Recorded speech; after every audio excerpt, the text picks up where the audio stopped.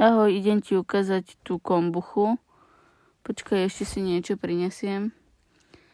Takže tu mám tú kombuchu. Budem potrebovať toto. Na toto dávam papierovú úterku a gumičkou to fixujem. Na nálev. Treba ho mať v tmavej miestnosti. Budeš potrebovať druhú nádobu, tanier, sítko, toto som vybrala zlé, ale zoberiem si lievik. Akurát, že potom mi napadlo, že mám blbý, tak som ho vymenila.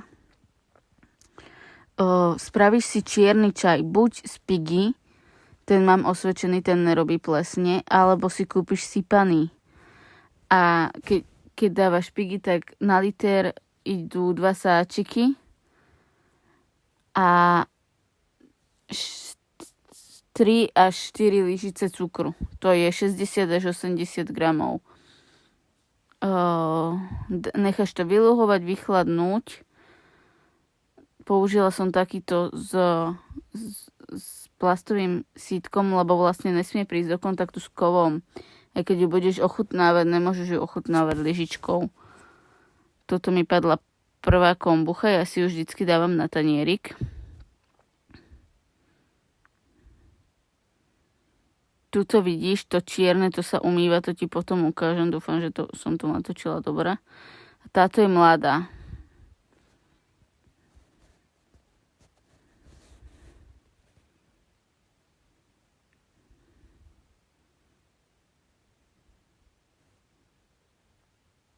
Ešte mi potom napadlo, že budeš potrebovať aj pohárik, kde si, hrnček som použila, kde si naleješ ten nálev a iba ten hrnček toho nálevu dávaš do toho čaju potom.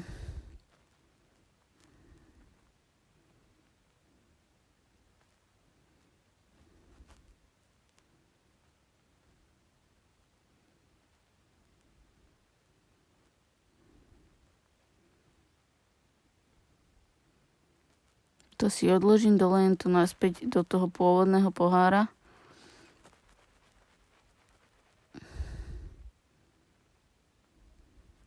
Tuto som sa bála, aby mi to celé netresklo.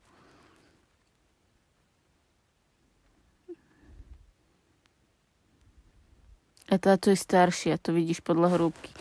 Tam je pekne vidieť to, čo sa umýva. Keď si videla tie čierne flaky, alebo hnedé na tej kombuche, ona má byť taká priesvitná. A to je z čaja.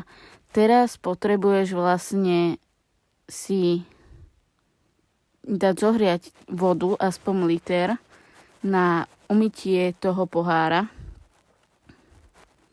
Takže ja si naberám vodu na zohriatie a ukážem ti, jak do toho výluhu ja dávam fermentovať ešte na 3 alebo 4 dní ovocie.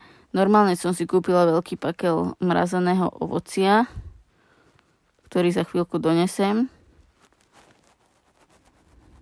Tu bola dlhá chvíľka teda. To ti poviem.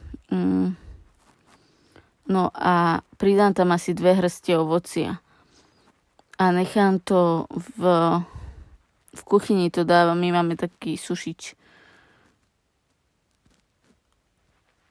A tam to nechávam fermentovať, ale môžeš to dať kľudne do skrinky. Už som to tak mala, že aj v skrinke.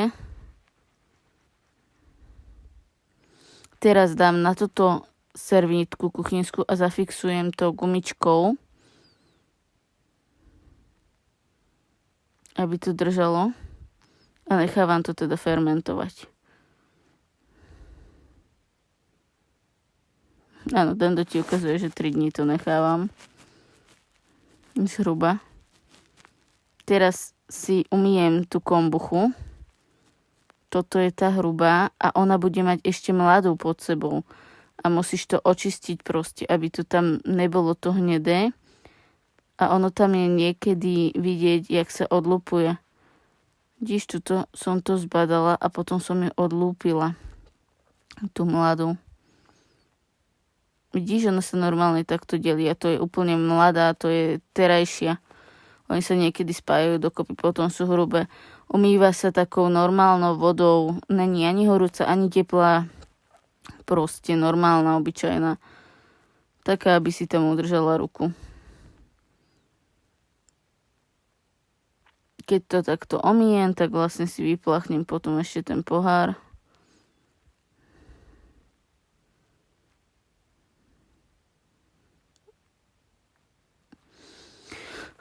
Nemali by tam byť staré časti čaju.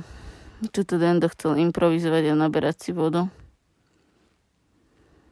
Ja som išla zaniesť zamrazené ovocie a išla som pre kanvicu s vodou.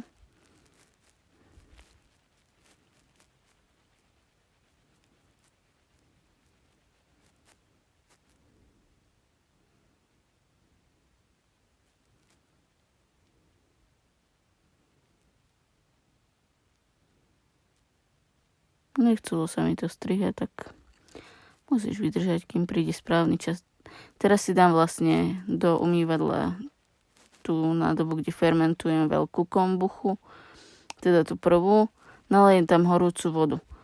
A potom to prelievam tak, že si to nadvihnem a vylievam tú vodu do umývadla a točím to, kvôli tomu, aby keď sú baktérie na stenách, nejaké cudzie, aby proste to nechytilo tie baktérie. Dúfam, že som to natočila dobre teraz.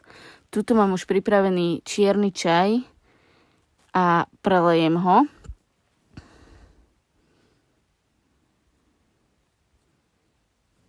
A nechávam na dne, vieš, že to, čo ti povypadáva z toho čaju, aby sa mi to neprichytávalo na tú kombuchu. Teraz tam dám ten nálev, ktorý som vytiahla a nahádžem tam tie kombuchy. Iba ich tam tak šmaríš a oni už sa upracujú potom.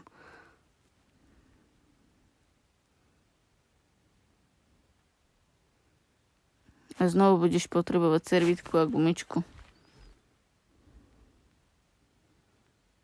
Tu som rozmýšľala, či tam dám aj tú tučnú, ale Dendo povedal, že ju tam dá za mňa. Musel si umyť ruky, lebo nemôžeš mať špinavé ruky. Vieš, proste musí to byť čisté, aby si to nenakazila a nezačalo ti to plesniveť alebo čo. A toto tiež sa fermentuje 3 až, môžeš to nechať, ja to nechávam aj 10 niekedy, ale potom